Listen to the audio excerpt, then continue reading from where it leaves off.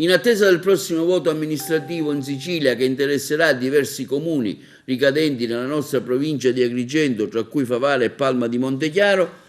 il movimento nato pochi giorni fa a Palma di Montechiaro, denominato Corri Palma a guida del professore Eugenio Dorsi, trova sponda anche nel comune di Favara, dove a ottobre si svolgeranno le prossime elezioni. Corri Favara si chiama, presenterà una propria lista che concorrerà per entrare con i propri candidati nella sala consiliare del Palazzo Municipale, guidato dal professor Giuseppe Arnone. L'accordo sancito dai due esponenti politici locali tra Favara e Palma di Montechiaro, Arnone e Dorsi, amici e soprattutto leali uomini istituzionali, avrà come obiettivo valorizzare le persone in quanto tali. Al centro della propria attività politica, scrivono in un comunicato stampa Arnone e Dorsi congiunto, l'uomo come valore irrinunciabile della vita sociale.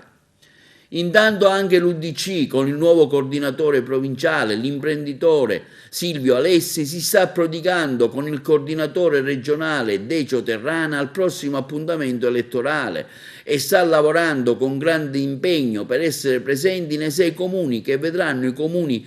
di Canicattì, Favara, Montallegro, Montevago, Porto Empedocle, San Biagio Platani rinnovare la loro guida. Silvio Alessi sta organizzando il partito in maniera strutturata, in modo da avere il contributo delle migliori risorse umane e professionali, sia ad Agrigento che in altri luoghi della provincia. Intanto la Lega di Salvini, con il nuovo coordinatore provinciale designato onorevole Vincenzo Giambrone, si sta organizzando, forte del largo consenso che la Lega sta ottenendo anche nella nostra Sicilia, in particolare nella nostra provincia, con l'adesione di tanti ex di Forza Italia che non si riconoscono più nella leadership del partito. Mi onora il fatto che si sono avvicinate tantissime, si avvicinano quotidianamente tantissime persone,